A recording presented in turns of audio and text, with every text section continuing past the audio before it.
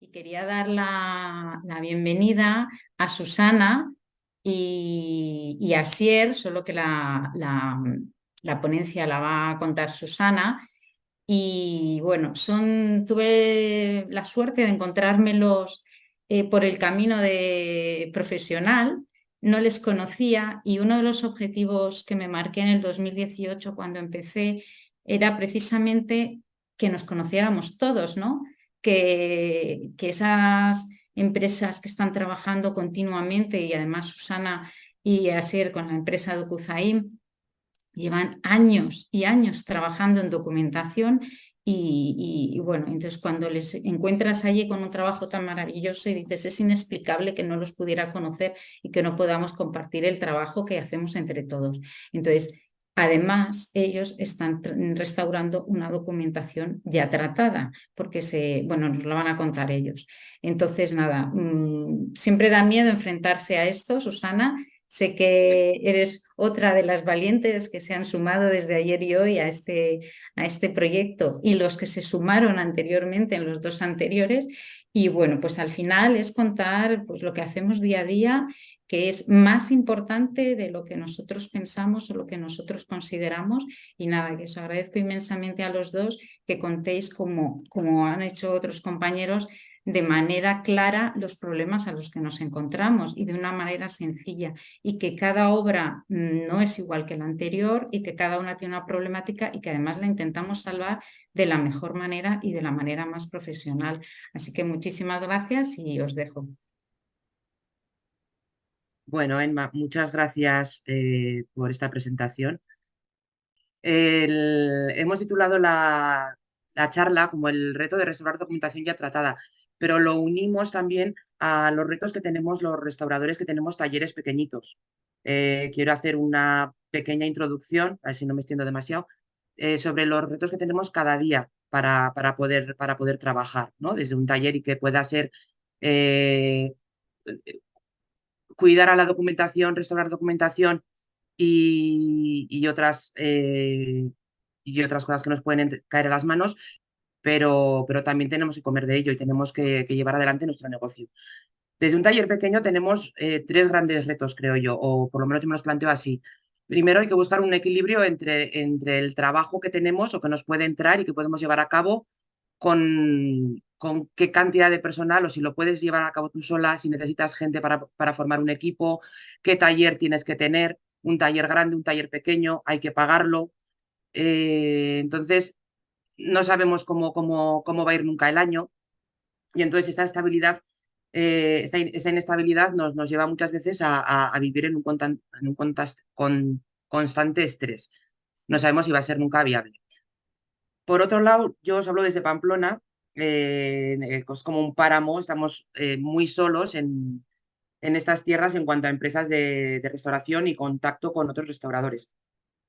Tenemos esa desconexión con los profesionales, tenemos muy lejos los centros de documentación a los que acudir, preguntar, buscar información y además cuando tenemos la necesidad de ampliar el equipo y de contratar a gente, muchas veces tenemos la responsabilidad de llamar y de contratar a gente que no sabe si va a trabajar un mes, mes y medio y se tienen que trasladar 300, 400 kilómetros para venir aquí a trabajar con nosotros con esas dudas, ¿no? De si es para un mes o si es para 5 años o si es para 2 meses. Luego tendríamos el acto de fe que le llamo yo o el instinto, ¿no? Desde esta lejanía es muy difícil también el poder acudir durante los 20 años que puedo llevar yo trabajando, el poder acudir a cursos que están lejos de nuestros talleres. Si te vas a un curso, dejas de trabajar. Si dejas de trabajar, dejas de cobrar. No puedes mantener las cosas. Entiendo que mucha gente podrá, en otros casos no podemos.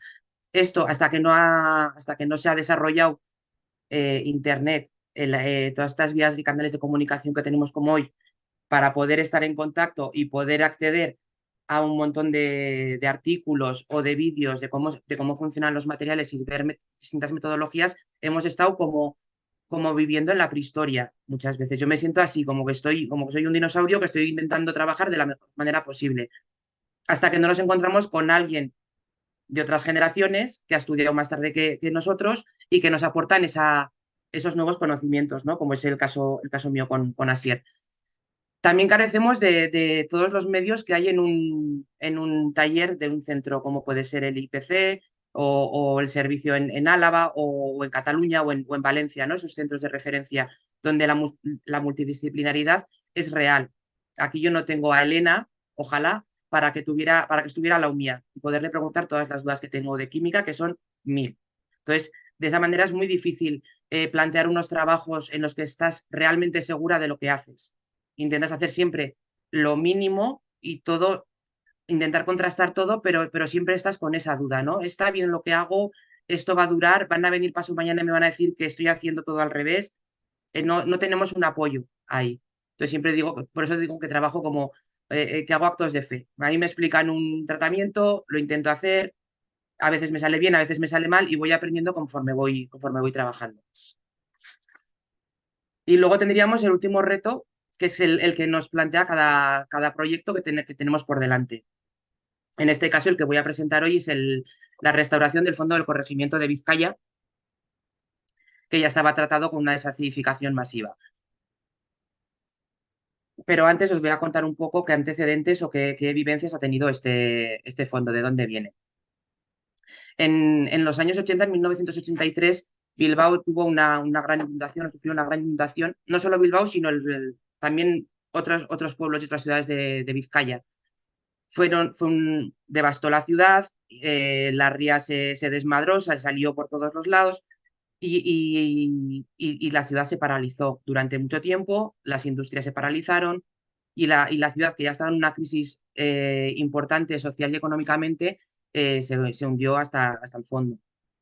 Entonces, desde la Diputación y las administraciones intentaron hacer resurgir a Bilbao de ese pozo. Así empezaron a implementar un montón de planes estratégicos para hacer revivir la ciudad. Limpiaron la ciudad, limpiaron la ría y crearon la depuradora que existe actualmente. Fue el momento de empezar a diseñar y a construir el metro de Bilbao. Quisieron poner a Bilbao como una medida para ampliar el turismo y dar potencia económica a la ciudad, como un centro cultural. Lo quisieron poner en el foco. Entonces, aprovechando que estaba la Universidad de Deusto en el centro de Bilbao, junto con el Museo de Bellas Artes, construyeron el Museo Guggenheim, haciendo un triángulo cultural muy importante, y también construyeron el Palacio de Congresos y de la Música Euskalduna. Paralelamente, desde el patrimonio de la Diputación, desde el Servicio de Patrimonio de la Diputación, intentaron sacar adelante todos los proyectos para conservar el patrimonio que se había destruido o que había sido afectado. Así, en el plano de los documentos, la sección de documentos, crearon el Archivo Histórico Foral de Vizcaya, que lo crearon en el año 90, y durante esos años, desde la inundación hasta el año 90, fueron incorporando todos los fondos que estaban dispersos por Vizcaya, por diferentes pueblos y por diferentes edificios de la ciudad de Bilbao. Entonces, el fondo que nosotros vamos a tratar o hemos tratado lo incorporaron en 1985, y a partir de ahí, del 90, que crearon el archivo, empezaron con los planes estratégicos de conservación de esa documentación.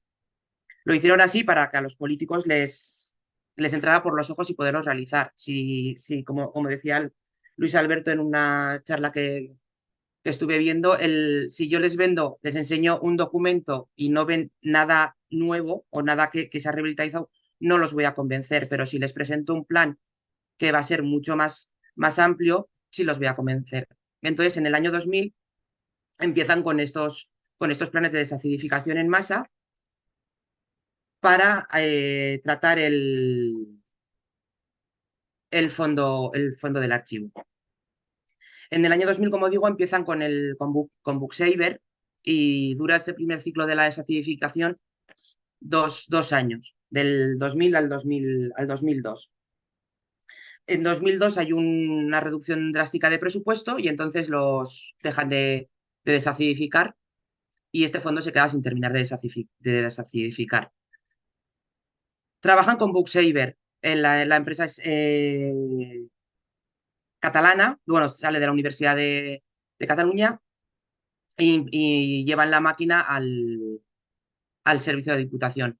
La máquina es esta que veis en la imagen, que parece, no sé si una lavadora o una secadora o algo parecido. Meten en la documentación y meten por un lado el gas, por otro el propilato de magnesio y hacen un vacío. Y como os he puesto ahí, el proceso requiere de un secado, de una impregnación de la documentación y después es como un secado, que recuperan por un lado el gas y por otro el resto que queda de agente se desecha. Deja una reserva alcalina del 1,25 al 2,5 y el tiempo de actuación es medianamente rápido, entre 15 a 30 minutos.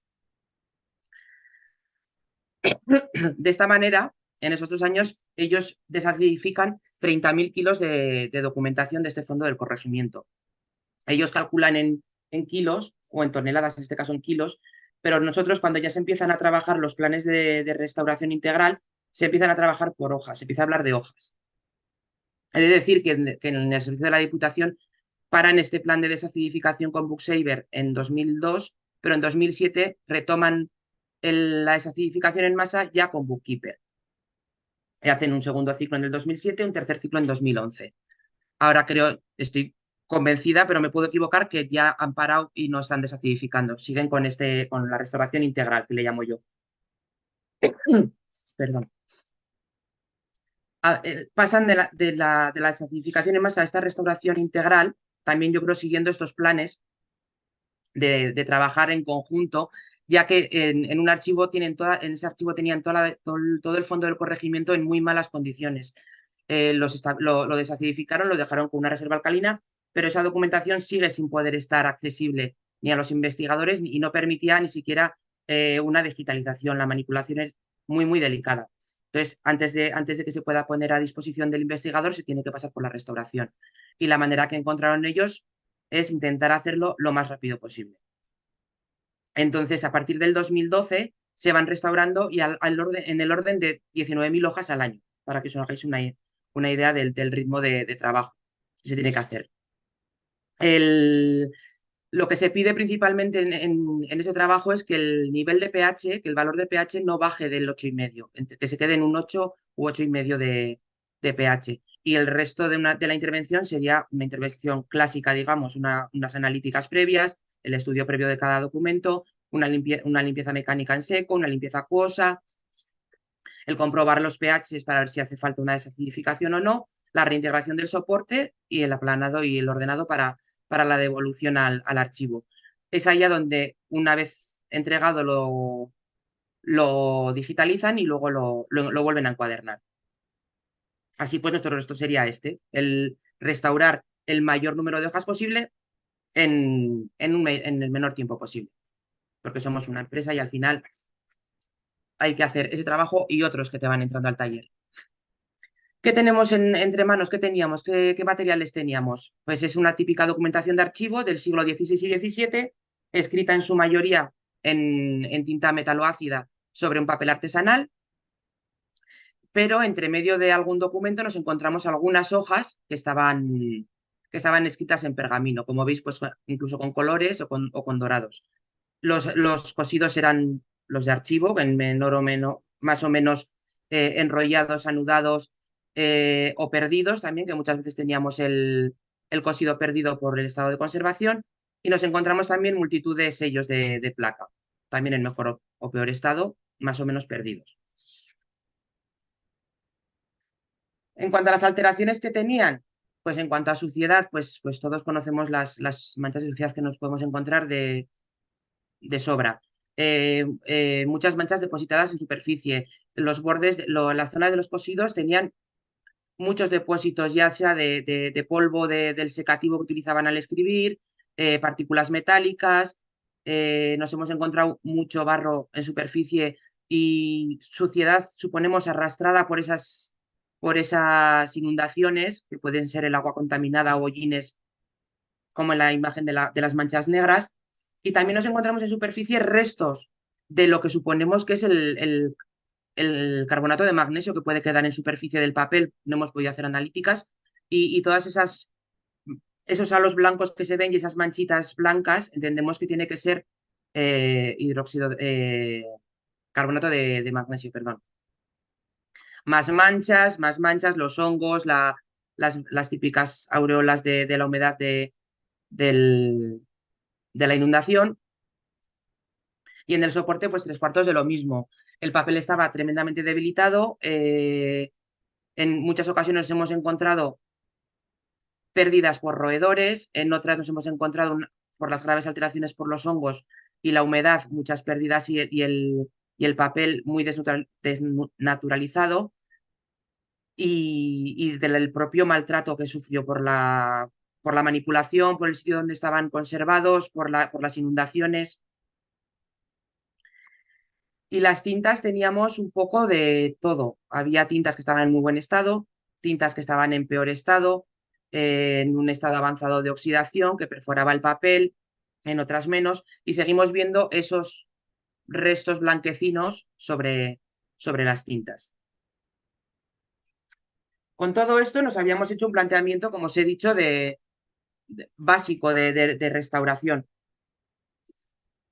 y no nos pensábamos salir de ahí, pero cuando empezamos a hacer las analíticas, las básicas que podemos hacer en un taller como el que tenemos nosotros, que es la medición de pH, los aprestos y medir grosores y medidas para no irnos a reintegrar hojas muy gruesas o quedarnos muy finos, o que nos queden muy finas, empezamos a darnos cuenta de varias cosas. Medimos los pHs con diferentes pHímetros de membrana, también probamos con el Oriva con pastilla de agarosa, todo para comprobar qué sistema nos iba a dar más rapidez a la hora de medir, de tomar todas las mediciones en todos los documentos, que teníamos que hacer, analizar un montón de documentos a lo largo del trabajo. Y nos dimos cuenta que nos daban todos valores similares, entonces podíamos utilizar el más sencillo, que era el más práctico. Nos daban valores, como digo, muy elevados. Nosotros pensábamos encontrarnos en valores entre el 8,5 y el 9, y cuando empezamos a medir, los valores pasaban de largo del 9. Subían hasta un 10, casi hasta un 11. En la gráfica podéis ver cómo os he puesto dos gráficas de dos de los lotes que hicimos. Hicimos en total 8 lotes. En las gráficas se ven cómo los valores superan los 9, el valor 9, teniendo picos máximos de 10,9 y picos mínimos de 9,4 en los documentos que estaban desacidificados. Conforme fuimos trabajando, no sé si habría pasado un mes y medio o 2 meses del trabajo, de repente nos encontramos con documentos que estaban con el pH en torno al 6, que coincidía con los documentos que estaban también en mejor estado.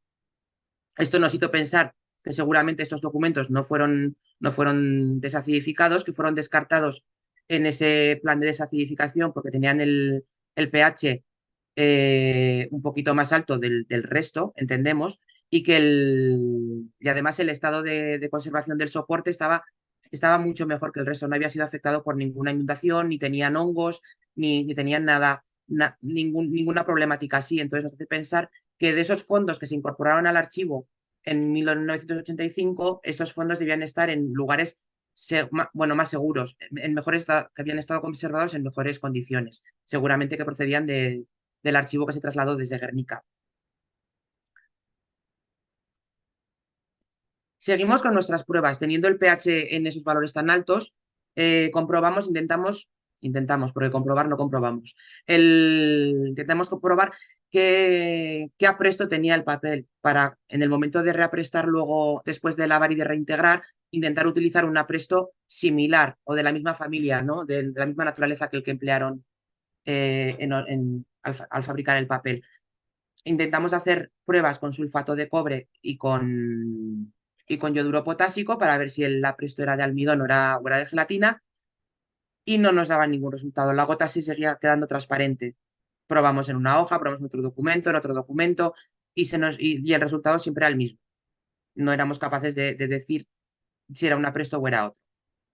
Por otro lado, al hacer las pruebas con las tiras de bactofenantrolina para comprobar el estado de las tintas y si teníamos iones de hierro 2, también los resultados no eran concluyentes porque también la tira se nos quedaba en blanco.